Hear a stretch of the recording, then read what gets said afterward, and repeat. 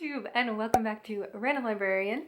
Today, in an intro that I don't think you really need me to say, the United States has been a little bit bonkers for a couple months, and recently it's gotten more so because of the election, and it's probably going to continue to be bananas in this here country until a transition has taken place and we can actually address the thing that was bonkers in the first place. But like I said, you don't need to know any of that because you've probably either seen it on the news or been living through it with me. And so, like many a bookworm, I'm just going to show you my coping mechanism, which is buying a lot of books. So first things first, we're going to start with some book mail that I've gotten, whether that is from publishers or as a giveaway win. This first one is from TorTeen, and I won it over the summer, and it took a while to get it fulfilled, but I am so happy about it. So this is my first thing that they sent me, and it is my favorite thing that I've been using like every day for so much hydration. So it's a TorTeen tumbler. It's pretty simple, but I love it. Then they also sent me a fanny pack that says Bay on it, which I love it so much. And then on the inside, they also included the lip balm, which says Blood Witch on it because that is the book that this was part of. So I actually hadn't heard of this series before winning this giveaway, but I'm really excited about it. I'm listening to book 1 on audio right now through Libby. Book 2, I just prolonged my hold on it because it came in way quicker than I was expecting, but I'm reading Truth Witch, Wind Witch is next, and I've got book 3 in my hands, and I'm very excited. It's very much like high fantasy, world building going on. It's very cool. I like it a lot. And then the last thing that came in this fun little bundle is this Louise sunglasses case with the sunglasses inside. So these say Blood Witch on the sides in their lovely wooden frames. No, I haven't worn them. This isn't a great shape for me, but you know, it's always a good idea to have a backup pair of sunglasses nearby. And this case is really nice, actually. I'm not gonna lie. All right, other things. The next 3 are books that I got from publishers. This is Reviving the Hawthorne Sisters, which is a novel by Emily Carpenter. Apparently it is in the same universe as one of her other books, but can be read on its own without having read that one first. So I'm really excited to read this.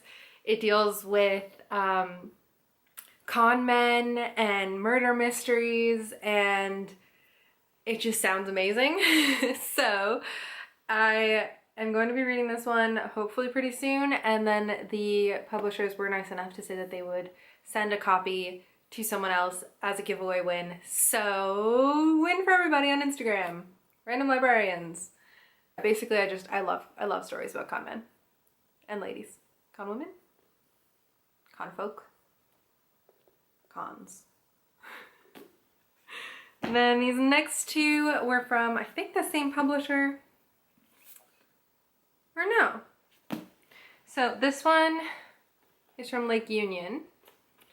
Then I have The Dark Library by Cyrille Martinez, and this is a translation from French, I believe French Canadian, and it's by Coach House Books, and it sounds like a blast. So it says, libraries are magical places, but what if they're even more magical than we know? So you know I really needed to request a copy of this. So I am going to be reading this one. It is pretty short, and it should be interesting to see how the translation is handled. It's just always something that I like to pick on because, you know, my job's in French. So we have books that are alive and books that like have opinions on whose desk they're found on.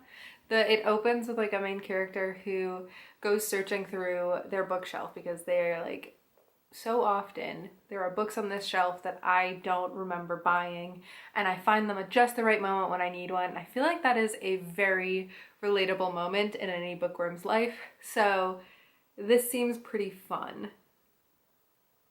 Also, it deals with questions of like physical libraries and their place in an increasingly digital world, which I have some opinions on, because libraries in and of themselves are not just places to house books, they are community spaces. But when the books are alive and have opinions, that is an interesting take. So, very excited to read this one. Thank you so much to the publisher. And then this one is from Scribe Publishing House. It's by Kate O'Shaughnessy and it's called In Love with George Eliot. It's stunning. I mean, wow. So this I was really intrigued by because it both deals with the historic story of George Eliot and her actual name, Marian Evans, her shocking living in sin with a married man, her pseudonym becoming this sort of revered figure and moralist of the time, even when it comes out that someone that had been like brushed with a stroke of immorality is the actual author and a woman is the actual author. Anyways, so it deals with all of that and how like the world is in love with her as an author. And then in another century, we have two women competing to publish like an interpretation of Eliot's work as a writer and as a woman. And I love dueling narratives and I love dueling timelines. So I'm really excited for this one. Look at it, it's stunning, it's beautiful. Thank you so much to the publisher again. So after that, I really went into like comfort buying mode. And I think you'll see what I mean. So I sent a copy of one of my favorite books of all time. It's an ARC I got when I was still at Simmons in library school. I was working not quite full-time, but full-time enough that I was working at just one library. And I picked this up in the break room. And it is a book that made me laugh out loud. I passed it off to like, I don't even know how many library student friends. It just was like making the rounds of all of my different friends in all of my different classes. I just like, it's like, hi, you need to read this. Please read this and then give it back to me so I can give it to someone else and they can read it. And I'm really glad that people actually seem to like it because like I was in love with this book. But I gave my ARC to one of my dear friends in DC. She was home for like a quick, she did like a drive-by happy hour on the porch with me and my family. And I gave her like a tote bag full of books because it was summertime and she wasn't at school anymore. I don't know if she's read it yet, but I wanted to read it so bad that I'm like not asking for it back, but then I really want to reread it, so here we are. The Gentleman by Forrest Leo. It looks very different from my copy because this is not what the cover looks like on the ARC. It's like orange with like a Victorian illustration. The devil's on the front. It's very fun. We still have like the devil and the Victorian on here, but it's not orange. It's, I was about to say black and white, but that's not right. It's old-timey with red. But yeah, my copy also didn't have all of the finalized footnotes, so I'm excited to reread it and go from there and like figure out what like the finalized version is. I'm really glad they didn't take out any of the illustrations because, I mean, they're so fun. They're so fun and they lend so much to the story. And yeah, I'm very, very excited about this. I mean, look at that. Anyways, the selling point really for this book is that he accidentally sells his wife to the devil. The main character in this book, Lionel Savage. He's like a popular poet in the Victorian era and doesn't have any money, so he marries a rich lady. And then once he's married, he doesn't have any inspiration anymore. and then accidentally meets the devil, doesn't realize he's the devil, and sells his wife to the devil in return for his inspiration back. And then they go on this huge, like, steampunk, fun, bonkers adventure to go and find her and bring her back, and it's just, like, it's my favorite thing. I love it so much. I also bought this on eBay, which I feel like maybe I should have just bought it new from Penguin, so that Forrest Leo could have gotten all of the monies from it. But I bought it from eBay. And I didn't realize that it was signed. So, if we have anyone named Dan watching this, this book says, "To Dan," with an exclamation mark. An exclamation what? An exclamation mark. And it was signed on, I think, the 1st of August of 2017.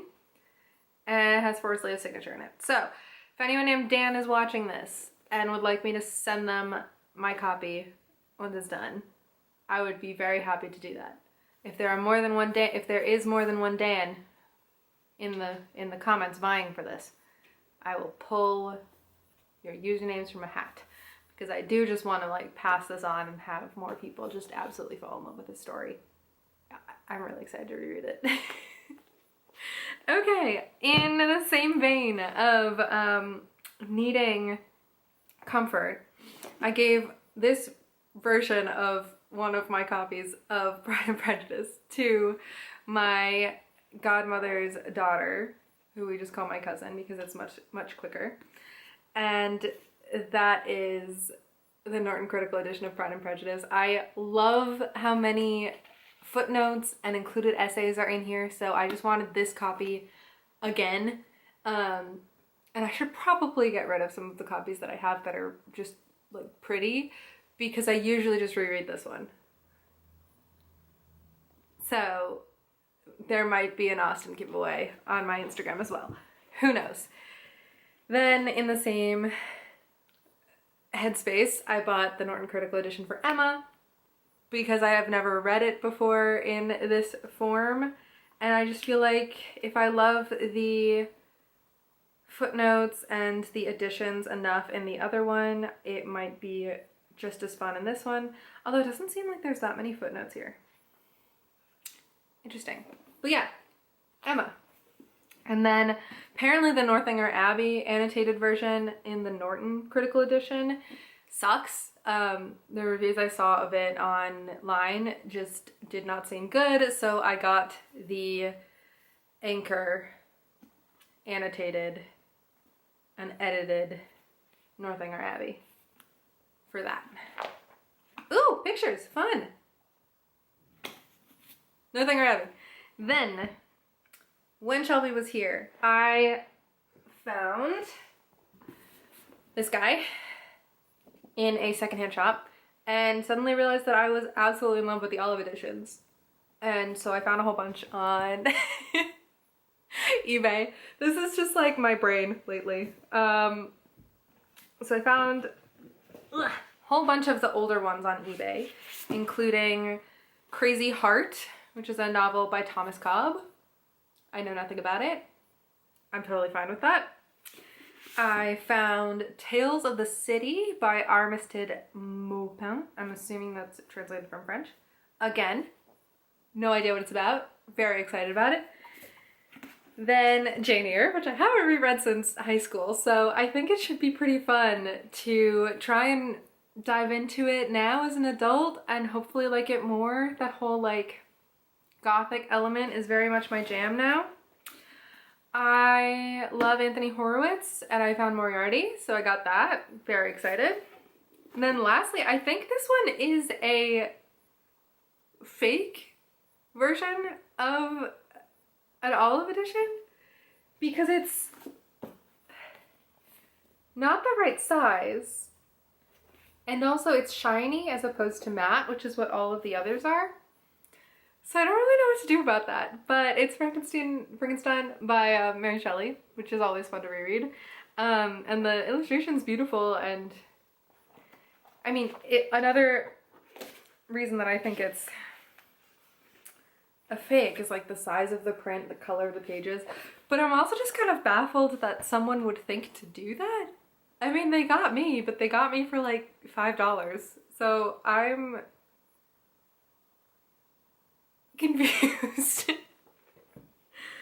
Then also because of Shelby and her influence on my life, I picked up a paperback copy of Ninth House, which I think is just absolutely stunning. And I have been meaning to read this one for a while because I love Lee Bardugo. And I've heard that this is more like creepy fun and more dark academia, which is a genre I'm trying to get more into. So there we go. I mean, I didn't really need any other reasons to buy it, but once I saw that it was finally out in paperback, that's when I got my hands on it. This one took forever to get to me, but I'm very glad now that it's here. Just gonna keep shiny. I mean, I think it came out around the same time as Catherine House, or maybe beforehand, and people were saying to read this over Catherine House. The longer that it's been since I read Catherine House, the more I think that I liked it. But I was also just very confused reading it, so I'm hoping that maybe I'll be less confused reading this and the next book that I purchased, which is in the same vein, and that is The Secret History, The Donna Tartt. I have somehow never read this before. I don't like the covers that it has, so that's kind of why. So when I saw this like pared back, just like Penguin Classic Edition, Penguin Books Edition, whatever kind of edition this is from Penguin, I picked it up because, I mean, this is the dark academia novel that all dark academia novels in the last however many years is based off of, right? Wrong? I know nothing, but people seem to really love this one. And I'm excited to read it. And then next up we have books that I purchased at full price, or at the sale price that they are currently listed on the Harper Perennial website. They're all the new Olive editions, or not all of them, but the ones that I want to read. I did manage to kind of curb my enthusiasm a little bit. We're gonna start with the one that I purchased because, again, it was on sale. I've been wanting to read it forever, and I think I needed something for increased or free shipping. That's Poet X by Elizabeth Acevedo. Because, I mean, I think those 3 gold medals say enough for why I need to read it. And the amount of just like incredible praise that it's gotten on Bookstagram. And I know it's deserved. And I know that I'm going to want to read all of her other books once this is done. Gosh, I really just love the way this feels. Also, it's that kind of like, it feels almost like, I don't know how to explain it. Have you ever had to like make paper before? Is that a weird thing that we only did at my school? But like, you use pulp from other papers to make like thick, easily like you fold it and it like cracks along the spine kind of paper. That's what it feels like on the cover. It's like textured. It just feels nice. So I'm excited for many reasons for that book. Then all of these Olive editions, which are just, I mean, they're always stunning, but I really like the kind of like ombre that it has on different spines, like this one and this one and this one. And I think the illustrations on this year's Olive editions are just, I mean, top notch. So here we go. I'll read the quotes in the back because I think they're very interesting, especially because I don't know much about most of these books. So this is Future Home of the Living God by Louise Erdrich. And it says, "And I have wondered ever since your birth, where will you be, my darling, the last time it snows on earth?" And then we have The Enchanted by Renee Denfield. And this says, "This is an enchanted place. Others don't see it, but I do."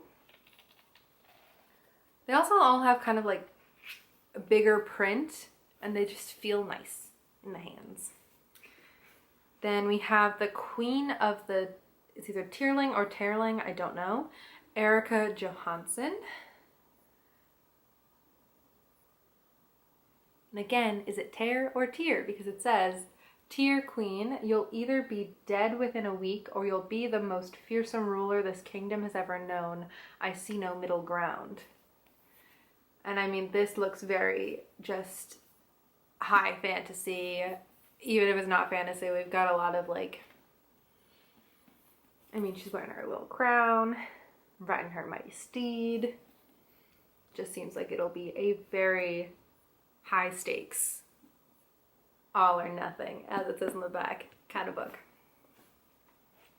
Next up is another Anthony Horowitz, which I think it's really cool that he has 2 books in this limited edition run. And they are very limited edition. I have not yet found the, I think it's Pride and Prejudice one. They did a print run of like classics and they're beautiful and I would like to find some. So if you know of any, send me some links. But we have Magpie Murders by Anthony Horowitz, which I didn't realize I had an additional copy of this already. So I gave that one to my dad. We can read it at the same time. It'll be cute. We'll book club. It says 1 for sorrow, 2 for joy, 3 for a girl, 4 for a boy, 5 for silver, 6 for gold, 7 for a secret never to be told.